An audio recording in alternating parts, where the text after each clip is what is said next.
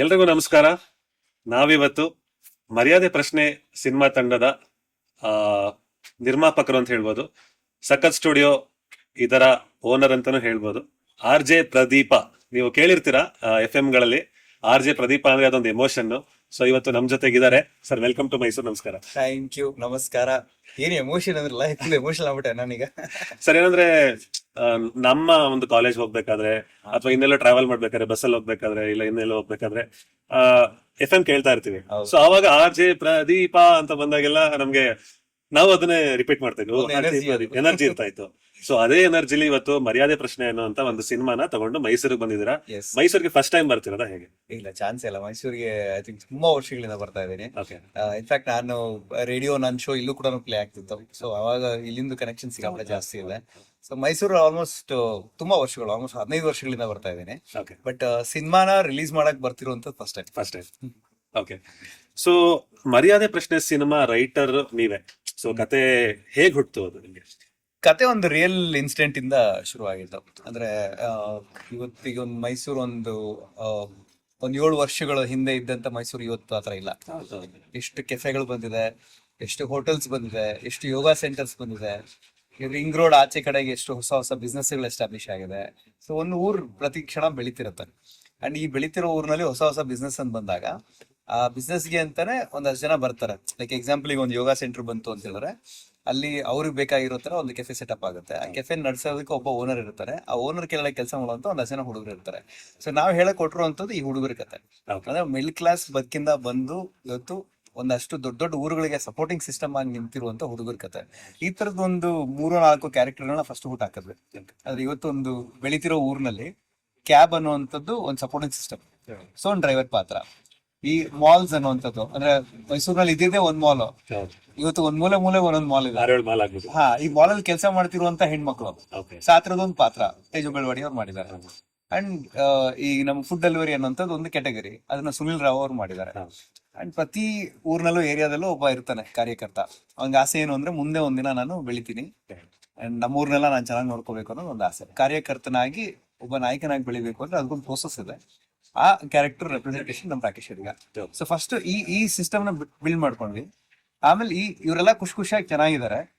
ಇವ್ರಿಗೆ ತೊಂದರೆ ಕೊಡುವಂತ ಇನ್ನೊಂದು ವರ್ಗ ಇದೆ, ಅದು ಇನ್ನೊಂದು ಸೆಕ್ಷನ್. Okay. ಸೊ ದುಡ್ಡು ಇರುವಂತ ವ್ಯಕ್ತಿಗಳು ಈ ತರ ವ್ಯಕ್ತಿಗಳ ಜೊತೆಗೆ ಒಂದು ಸಂಘರ್ಷ ಆದಾಗ ಸಿನಿಮಾ ಏನಾಗುತ್ತೆ ಅನ್ನೋದು ಮರ್ಯಾದೆ ಪ್ರಶ್ನೆ. Super. ಸಿಂಪಲ್ ಆಗಿ ಕಥೆನೇ ಹೇಳ್ಬಿಟ್ಟೆ ನಾನು.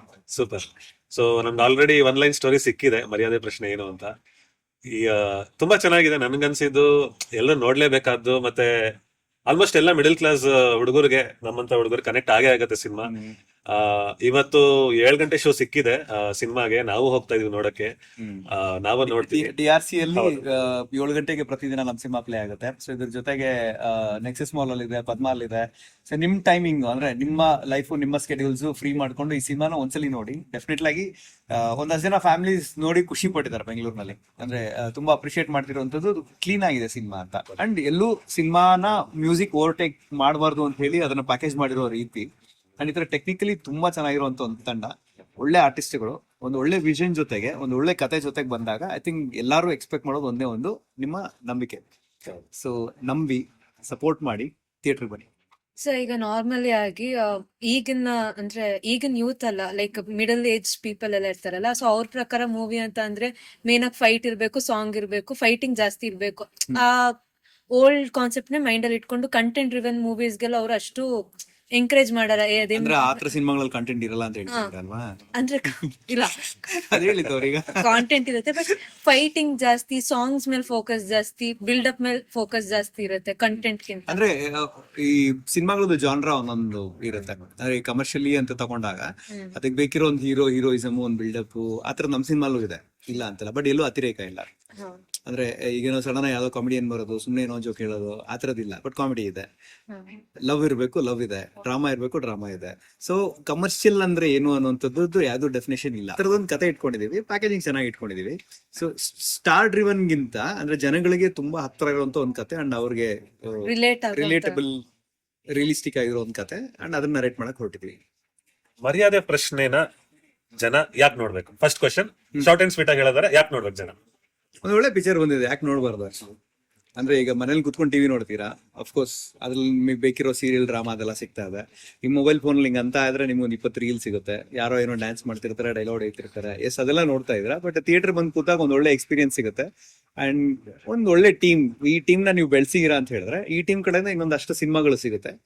ಅಂಡ್ ಈಗ ರೈಟ್ ನಾವು ಕನ್ನಡದಲ್ಲಿ ಈ ತರದ ಸಿನಿಮಾ ಬೇಕಿತ್ತು ಅನ್ನುವಂಥದ್ದು ನಾವ್ ಹೇಳೋಂಥದ್ದಲ್ಲ. ಹೇಳಿದ್ರೆ ಆಲ್ರೆಡಿ ಸಿನಿಮಾ ನೋಡಿರೋರು ಇದನ್ನ ಮಲಯಾಳಮಲ್ಲಿ ನೋಡ್ತಿದ್ವಿ, ತಮಿಳಲ್ಲಿ ನೋಡ್ತಿದ್ವಿ, ಕನ್ನಡದಲ್ಲಿ ಯಾವ ಬರುತ್ತೆ ಅಂತ ಕಾಯ್ತಾ ಇದ್ವಿ ಆತರ ಇತ್ತಲ್ಲ, ಅದು ಅವ್ರ ಬಾಯಲ್ಲಿ ಬಂದಾಗ ಅಂದ್ರೆ ನಮ್ಮನ್ನ ನಾವು ತಮಿಳ್ಗೆ ಮಲಯಾಳಂಗೆ ಕಂಪೇರ್ ಮಾಡ್ಕೋಬೇಕು ಅಂತಲ್ಲ, ಬಟ್ ಒಂದು ಒಳ್ಳೆ ಪ್ರಯತ್ನ ಕನ್ನಡದಲ್ಲೂ ಬಂದಿದೆ. ಕನ್ನಡಿಗರು ನಮ್ಗೆ ಸಪೋರ್ಟ್ ಮಾಡ್ಲಿಲ್ಲ ಅಂದ್ರೆ ಅದೇ ಮರ್ಯಾದೆ ಪ್ರಶ್ನೆ. ಸತ್ಯವಾದ ಮಾತು. ಸರ್, ಈಗ ಬಡ್ಡಿಂಗ್ ಫಿಲಂ ಮೇಕರ್ಸ್ಗೆ ನಿಮ್ಮ ಅಡ್ವೈಸ್ ಏನು? ಅಂದ್ರೆ ಯಾವ ರೀತಿ ಸಿನಿಮಾ ಮಾಡ್ಬೇಕು, ಏನೊಂದು ಮೆಂಟಾಲಿಟಿ ಇಟ್ಕೊಂಡು ಸಿನಿಮಾ? ಈ ಹೆಂಗಾಗ್ಬಿಡಿದೆ ಅಂತ ಹೇಳಿದ್ರೆ ಗಾಂಧಿನಗರದಲ್ಲಿ ಅಥವಾ ನಮ್ಮ ಇಂಡಸ್ಟ್ರಿನಲ್ಲಿ 3 ಕೋಟಿ 5 ಕೋಟಿ ಕೈಯಲ್ಲಿದ್ರು ಕೂಡ ಯಾವ ತರ ಪಿಕ್ಚರ್ ಮಾಡ್ಬೇಕು ಅಂತ ಯಾರಿಗೂ ಗೊತ್ತಾಗ್ತಿಲ್ಲ. ಯಾಕಂದ್ರೆ ಕನ್ಫ್ಯೂಷನ್ ಏನು ಅಂತ ಹೇಳಿದ್ರೆ ದೊಡ್ಡ ಹೀರೋನ್ ಹಾಕೋಬೇಕು. ದೊಡ್ಡ ಹೀರೋನ್ ಹಾಕೊಂಡ್ರೆ ಇವತ್ತು ಅದು 70 ಕೋಟಿ 80 ಕೋಟಿವರೆಗೂ ಹೊರಟೋಗಿದೆ ರೇಂಜು. ಅದು ಹಾಕಿದ್ರು ಗೆಲ್ಲುತ್ತೋ ಇಲ್ವೋ ಗೊತ್ತಿಲ್ಲ, ರಿಸ್ಕ್. ಕೆಲವ್ರಿಗೆ ಮಾಡಕ್ ಬರುತ್ತೆ, ಕೆಲವ್ರಿಗೆ ಮಾಡಕ್ ಬರಲ್ಲ. ಮಾಡಕ್ ಬಂದವ್ರು ಗೆದ್ದಿದ್ದಾರೆ, ಮಾಡಕ್ ಬರ್ದೇ ಇರೋರು ಒಂದಷ್ಟು ಸಿನಿಮಾಗಳನ್ನ ಹಾಳು ಮಾಡಿ ಎಂಟರ್ ನಂಬಿಕೆನ ಹೊರಟೋಗಿದ್ದಾರೆ. ಅಂದ್ರೆ ಏನ್ ಗುರು ಹಿಂಗೆಲ್ಲ ಮಾಡ್ತಾರೆ ಡಬ್ಬ ತರ ಅಂತ ಅನ್ನಿಸ್ಬಿಡುತ್ತೆ ಜನಕ್ಕೂ ಕೂಡ. ಅಂಡ್ ಮಾಡಕ್ ಹೊರಟರು ಅಂತ ಸುಮಾರು ಜನ ಫಿಲ್ಮ್ ಮೇಕರ್ಸ್ ಅದನ್ನೇನೋ ಒಂದು ಪುಷ್ ಮಾಡಕ್ ಟ್ರೈ ಮಾಡ್ತಿದ್ವಿ. ಬಟ್ ಜನಗಳ ಕಡೆಯಿಂದ ಏನು ಅಂದ್ರೆ ಇದ್ರಲ್ಲಿ ಹೀರೋ ಯಾರು, ಹೌದಾ, ನಿಮ್ ಹೀರೋ ಏನ್ ಮಾಡ್ತಾನೆ ಇದ್ರಲ್ಲಿ? ಸೊ ಈ ಕ್ವಶನ್ಸ್ ಕೇಳಿದಾಗ ಏನಾಗುತ್ತೆ, ಈ ಒಂದು ಕ್ಲಾಶ್ ನಡೀತಿದೆ. ಸೊ ಬರ್ತಿರೋರು ಪ್ರಿಪರೇಷನ್ ವೈಸ್ ಕಥೆಗಳೇನಿದೆ ಅದನ್ನ ಬೌಂಡ್ ಸ್ಕ್ರಿಪ್ಟ್ ರೆಡಿ ಮಾಡ್ಕೊಳ್ಳಿ. ಫಸ್ಟ್ ನಿಮ್ ಸ್ಕ್ರಿಪ್ಟ್ ಮೇಲೆ ನೀವು ನಂಬಿಕೆ ಇಡಿ. ಬಟ್ ಎಲ್ಲೂ ಅದು ಓವರ್ ಎಕ್ಸೈಟ್ಮೆಂಟ್ ಬೇಡ. ಸ್ಟ್ರಾಟಜಿ ಬೇಕು. ಅಂದ್ರೆ ನಿಮ್ಗೆ ಒಂದು ಕಾಸ್ಟಿಂಗ್ ಅಲ್ಲಿ ಸ್ಟ್ರಾಟಜಿ ಬೇಕು, ಅಥವಾ ಅದು ತೆಗೆಯೋದ್ರಲ್ಲಿ ಒಂದು ಬಜೆಟಿಂಗ್ ಅಲ್ಲಿ ಸ್ಟ್ರಾಟಜಿ ಬೇಕು. ಸೊ ರಿಲೀಸ್ ಅಂತ ಹೇಳಿದ್ರೆ ಇವತ್ತು ಇಷ್ಟೆಲ್ಲ ಇಟ್ಕೊಂಡು ಕೂಡ ನಮ್ಗೆ ಬೇಕಿರೋ ಟೈಮಿಂಗ್ಸ್ ನಮಗೆ ಸಿಗಲ್ಲ. ನಾವೇನೇ ಹೋರಾಡ್ತಿದೀವಿ ಆಕ್ಚುಲಿ. ಸೊ ಅದು ನೆಗೆಟಿವ್ ಅಂತಲ್ಲ, ಬಟ್ ಸಿಸ್ಟಮ್ ಇರೋದೇ ಹಂಗೆ. ಸೊ ಈ ತರ ಹೋರಾಟದಲ್ಲಿ ಒಂದು ಸಿನಿಮಾ ರಿಲೀಸ್ ಮಾಡೋದು ತುಂಬಾ ಕಷ್ಟ ಇದೆ. ಹಂಗನ್ಬಿಟ್ಟು ಆಗಲ್ಲ ಅಂತಾನೂ ಅಲ್ಲ. ಬಟ್ ತುಂಬಾ ಜನ ಒಟ್ಟಿಗೆ ಪ್ರಯತ್ನ ಮಾಡಿ ಒಳ್ಳೆ ಸಿನಿಮಾಗಳು ಕೊಟ್ರೆ ಈ ಇಂಡಸ್ಟ್ರಿನಲ್ಲಿ ಡೆಫಿನೆಟ್ಲಿ ಚೇಂಜ್ ಸಾಧ್ಯ ಇದೆ. ಇಲ್ಲಾಂದ್ರೆ ಏನಾಗುತ್ತೆ ಅಂದ್ರೆ ನಿನ್ ಕತೆ ಚೆನ್ನಾಗಿದೆ, ಒಂದ್ ಕೆಲಸ ಮಾಡು, ಇದನ್ನ ಮಲಯಾಳಮಲ್ಲಿ ಮಾಡ್ಬಿಡು. ಇಲ್ಲಾಂದ್ರೆ ತುಂಬಾ ಚೆನ್ನಾಗಿದೆ ಸರ್ ಇದು, ಇಲ್ಲೆಲ್ಲ ಮಾಡ್ಬೇಡಿ, ತೆಲುಗಲ್ಲಿ ಮಾಡಿ ಅಂದ್ಬಿಟ್ಟು ಅಲ್ಲಿ ಕಳಿಸ್ತಾರೆ. ಇಲ್ಲ ಕತೆ ಕೊಟ್ಬಿಡಿ, ನಾವು ಮಾಡಿಸ್ಕೊತೀವಿ, ಹಿಂದಿಯಲ್ಲಿ ಮಾಡ್ಬಿಡ್ತೀವಿ, ಒಳ್ಳೆ ರೈಟ್ಸ್ ಬರುತ್ತೆ. ಅವ್ರು ಹೇಳ್ದಂಗೆ 4 ಬೈಟ್ ಹಾಕ್ಬಿಟ್ರೆ, ಹಾಡ್ ಹಾಕ್ಬಿಟ್ರೆ ಹಿಟ್ ಆಗ್ಬಿಡುತ್ತೆ. ಇವತ್ತು ಇನ್ಸ್ಟಾಗ್ರಾಮ್ ಅಲ್ಲಿ ಹೋಗ್ಬೇಕು ಅಂದ್ರೆ ಒಂದ್ 4 ಜನ ರೀಲ್ಸ್ ಮಾಡಿದ್ರೆ ಇಷ್ಟು ಜನ ರೀಲ್ಸ್ ಮಾಡಿದ್ದಾರೆ, ಬೇಸ್ಡ್ ಆನ್ ದಟ್ ಅದು ಹಿಟ್ ಆಫ್ ಫ್ಲಾಪ್ ಹೇಳ್ತಾರೆ. ಆ ಜಜ್ಮೆಂಟಲ್ ಇಶ್ಯೂ ಬಂದಿದೀವಿ. ಸೊ ಸಿನಿಮಾ ತರ ನೋಡೋಣ ಅಂತ ಅಷ್ಟೇ. ಇವಾಗ ನೀವು ಒಂದು ಕೊರಿಯನ್ ಮೂವಿ ನೋಡಿದಾಗ ಅದು ಕಮರ್ಷಿಯಲ್ ಮೂವಿನ, ಅದು ಮಲ್ಟಿಪ್ಲೆಕ್ಸ್ ಮೂವಿನ, ಅದು ಕಾಂಟೆಂಟ್ ಮೂವಿನ, ಏನ್ ಮೂವಿ ಅದು? ಮೂವಿ ಅಲ್ವಾ? It's a movie. Korean drama ಎಲ್ಲರೂ ನೋಡ್ತಿದ್ದಾರೆ ಇವತ್ತು. ಆಕ್ಚುಲಿ ಒಂದು ಇರಾನಿಯನ್ ಮೂವಿ ನೋಡಿದಾಗ ಇಟ್ಸ್ ಅ ಮೂವಿ. ಗೆಲ್ತಿದಾವೆ ಅವೆಲ್ಲ. ಅಲ್ಲಿ ಯಾರೋ ತೆಗ್ದಿದ್ದು ಇಲ್ಲವರೆಗೂ ಬರ್ತಿದೆ ಅಂದ್ರೆ ಇಲ್ಲಿ ತೆಗೆಯೋ ಕಥೆಗಳು ಅಲ್ಲಿ ಕಳ್ಸೋದಕ್ಕೆ ಸಾಧ್ಯ ಇದೆ. ಹಿಂಗೆ ಯೋಚನೆ ಮಾಡೋಕ್ಕಿಂತ ಗ್ಲೋಬಲಿ ಯೋಚನೆ ಮಾಡೋಣ ಅಷ್ಟೇ. ಲೋಕಲ್ ಕಥೆಗಳು ಬಟ್ ಅಪ್ರೋಚ್ ಗ್ಲೋಬಲ್, ಅದು ಫ್ಯೂಚರ್ ಇರೋದು. ಅದು ಹಿಂಗ ಆತರ ತಿಥಿ ಸಿನಿಮಾ ಎಕ್ಸಾಂಪಲ್, ಅದೊಂದು ಮಂಡ್ಯಲ್ಲಿ ಒಂದು ಹಳ್ಳಿಯಲ್ಲಿ ನಡೆಯೋ ಕತೆ, ಬಟ್ ಇಡೀ ಪ್ರಪಂಚಕ್ಕೆ ರೀಚ್ ಆಯ್ತದ ಇಷ್ಟಪಟ್ಟು. ಸೊ ಆತರ ಯೋಚನೆಗಳಲ್ಲಿದ್ರೆ ಐ ಥಿಂಕ್ ನಮ್ದು ಇಂಡಸ್ಟ್ರಿ ಚಿಕ್ಕದು ದೊಡ್ಡದು ಅದನ್ನೆಲ್ಲ ಬಿಟ್ಟು ಹೊರಗಡೆ ಹೋಗ್ಬೋದು. ಸರ್, ನೀವು ವೆಬ್ ಸೀರೀಸ್ ನ ಮಾಡಿದೀರಾ 3-4. ಒಂದು ಯೂಟ್ಯೂಬ್ ಅಲ್ಲಿ ಬಂದಿದೆ, ಲೂಸ್ ಕನೆಕ್ಷನ್ ಅಂತ ಹೇಳಿ. ಇನ್ನೊಂದ್ 3 ವೆಬ್ ಸೀರೀಸ್ ಮಾಡಿದೀರಾ, ಅದು OTT ಗೆ ಕೊಟ್ಟಿದ್ದೀರಾ. ಸರ್, ನಿಮ್ ಕೇಳೋದಾದ್ರೆ ನಿಮ್ಗೆ ವೆಬ್ ಸೀರೀಸ್ ಸಿನಿಮಾನ ನೀವ್ ಯಾವ್ದು ಪ್ರಿಫರೆನ್ಸ್ ಜಾಸ್ತಿ? ಎರಡು. ಅಂದ್ರೆ ವೆಬ್ ಸೀರೀಸ್ ಅಲ್ಲಿ ಅಡ್ವಾಂಟೇಜ್ ಏನಾಗುತ್ತೆ ಅಂದ್ರೆ ಒಂದಷ್ಟು ತಂಡಗಳನ್ನ ಹುಟ್ಟಾಕೋದಕ್ಕೆ ಒಂದು ಸಾಧ್ಯತೆ ಇದೆ. ಲೈಕ್ ಈಗ ನಾನು ಮೊದಲನೇ ವೆಬ್ ಸೀರೀಸ್ ಮಾಡಿದ್ದು ಡೈರೆಕ್ಟರ್ಗಳು ಇವತ್ತು ಇಕ್ಕಟ್ ಅಂತ ಒಂದು ಸಿನಿಮಾ ಮಾಡಿದ್ರು, ಆಮೇಲೆ ಈಗ ವಿದ್ಯಾಪತಿ ಅಂತ ಒಂದು ಸಿನಿಮಾ ಮಾಡ್ತಿದ್ದಾರೆ. ಸೊ ನಾನು ಹೇಳಿದ್ ಒಬ್ಬ ಡೈರೆಕ್ಟರ್ಗಳು ಹುಟ್ಕೊಂಡ್ರು ಅಲ್ಲಿಂದ. ಅಂಡ್ ಈಗ ನಮ್ ನಾಗಭೂಷಣ ಅಷ್ಟ್ ದಿನ ಬರೀ ಫ್ರೆಂಡ್ ಕ್ಯಾರೆಕ್ಟರ್ ಒಂದು ನೋಡ್ತಿದ್ರು ಜನ, ಬಟ್ ಹನಿಮೂನ್ ನಲ್ಲಿ ನಮ್ ವೆಬ್ ಸೀರೀಸ್ ಮೈನ್ ಹೀರೋ ಆಗಿ ಪುಷ್ ಮಾಡಿದಾಗ ಸೊ ಇವತ್ತು ನಾಗಭೂಷಣ್ ದೊಡ್ಡ ಆಪ್ಷನ್ ಆಗಿ ಬೆಳ್ಕೊಂಡಿದ್ದಾರೆ. ಈಗ ದಿಶಾ ಮದನ್ ಅವರು ಬರೀ ಇನ್ಫ್ಲುಯೆನ್ಸರ್ ಆಗಿದ್ರು. ಎಟಿ ರೋಮಿಯೋನಲ್ಲಿ ನಾವು ಅದನ್ನ ಫಸ್ಟ್ ಟೈಮ್ ಕಾಸ್ಟಿಂಗ್ ಮಾಡಿದಾಗ ಅದಾದ್ಮೇಲೆ 3-4 ಸಿನಿಮಾ ಮಾಡಿದ್ರು. ಈಗ ಸಿರಿ ರವಿಕುಮಾರ್ RJ ಆಗಿದ್ರು, ಬೈ ಮಿಸ್ಟೇಕ್ ನಲ್ಲಿ ಫಸ್ಟ್ ಪ್ರಾಜೆಕ್ಟ್ ಅವ್ರದ್ದು. ಸೊ ಅಲ್ಲಿ ಪುಷ್ ಮಾಡಿದಾಗ ಇವತ್ತು 5-6 ಸಿನಿಮಾಗಳನ್ನ ಮಾಡಿದ್ದಾರೆ, ಪೂರ್ಣ ಸೀರಿಯಸ್ ಆಗಿ ತಗೊಂಡಿದ್ದಾರೆ. ಸೊ ಈ ಒಂದಷ್ಟು ಜನ ಡೈರೆಕ್ಟರ್ಗಳು ಮತ್ತೆ ಎಲ್ಲರೂ ಎಂಟರ್ ಆಗೋದಕ್ಕೆ ತುಂಬಾ ಬ್ಯೂಟಿಫುಲ್ ಆಗಿರುವಂತ ಪ್ಲಾಟ್ಫಾರ್ಮ್ ಅದು. ಅಂಡ್ ಪ್ರೊಡಕ್ಷನ್ ಹೌಸ್ಗಳು ರಿಸ್ಕ್ ತಗೊಂಡು ಅದರಲ್ಲಿ ನನ್ಗೆ ಇದ್ರಲ್ಲಿ ಎಷ್ಟು ದುಡ್ಡಿದೆ ಅನ್ನೋದನ್ನ ಸೈಡ್ಗೆ ಇಟ್ಬಿಟ್ಟು ಅದಷ್ಟು ಎಕ್ಸ್ಪೆರಿಮೆಂಟ್ಸ್ ಮಾಡ್ತಾರೆ. ಐ ಥಿಂಕ್ ಈಗ ನಾವು ಬೇರೆ ಕಡೆ ಎಲ್ಲ ಇವಾಗ ಇಲ್ಲಿ ಕೂತ್ಕೊಂಡು ಯಾವ್ದೋ TVF ಪಂಚಾಯತ್ ಚೆನ್ನಾಗಿದೆ, ಇದು ಚೆನ್ನಾಗಿದೆ ಅಂತೀವಲ್ಲ, ನಮ್ಮಲ್ಲೂ ಚೆನ್ನಾಗಿದೆ. ಬಟ್ ಜಸ್ಟ್ ಏನಂದ್ರೆ ಕನ್ನಡದ ಮಕ್ಕಳೆಲ್ಲ ಒಂದಾಗಿ ಬನ್ನಿ ಅಂತೀವಲ್ವಾ, ಪ್ರತಿ ಸಲ ಅದ್ ಮಿಸ್ ಆಗುತ್ತೆ. ಥಿಂಕ್ ಬಂದ್ರೆ ಅದ್ರಲ್ಲಿ ತುಂಬಾ ಶಕ್ತಿ ಇದೆ. ಅಂಡ್ ಬರೋಣ ಚೇಂಜ್ ಮಾಡೋಣ ಡೆಫಿನೆಟ್ಲಿ. ಸರ್, ಇವಾಗ ಲೈಕ್ ಥಿಯೇಟರ್ಸ್ ಅಲ್ಲಿ ಬಂದಿರುತ್ತೆ, ಹೋಗಿ ನೋಡೋಣ ಅಂದ್ರೆ ಒಂದ್ ಸ್ವಲ್ಪ ದಿವಸ OTT ಬರುತ್ತೆ ನೋಡ್ಕೊಳ್ಳೋಣ ಅಂತ ಹೇಳೋ ಕ್ರೌಡ್ ತುಂಬಾ ಜನ ಇದಾರೆ. ಸೊ ಅಂತವ್ರಿಗೆ ಥಿಯೇಟರ್ ಏನಿಗೆ ಬಂದ್ ನೋಡಿ ಅಂತ ನಿಮ್ ಅಂದ್ರೆ ಒಂದು ಸಿನಿಮಾ ಅಂತ ಹೇಳಿದ್ರೆ ಸಿನಿಮಾ ಯಾವತ್ತಿದ್ರು ಥಿಯೇಟರ್ಗೆ ಇವಾಗ OTT-ಗೆ ಅಂತ ಹೇಳಿದ್ರೆ ನಾನು ಹೇಳ್ದಂಗೆ ವೆಬ್ ಸೀರೀಸ್ ಮಾಡ್ತೀವಿ, ಅದು OTT-ಗೆ. ಸೊ ಸಿನಿಮಾ ಮಾಡೋದು ಅದ್ರ ಪ್ಯಾಕೇಜಿಂಗ್ ಎಲ್ಲ ಕೂಡ ಒಂದು ಥಿಯೇಟರ್ ಅಲ್ಲಿ ಒಂದು ಕತ್ಲೆ ಕೋಣೆಯಲ್ಲಿ ನಿಮ್ಮನ್ನ ಕೂಡ ಹಾಕ್ಬಿಟ್ಟು ಒಂದ್ ಕಡೆ ಕೂರಿಸ್ಬಿಟ್ಟು ಒಂದು ಸಿನಿಮಾ ತೋರಿಸ್ತೀವಿ ಅಂದ್ರೆ ಅದು ವಿಜುವಲ್, ಸೌಂಡ್, ಪ್ಯಾಕೇಜಿಂಗ್ ಇದೆಲ್ಲ ಕೂಡ ಥಿಯೇಟರ್ಗೆ ಅಂತ ಮಾಡಿರ್ತೀವಿ.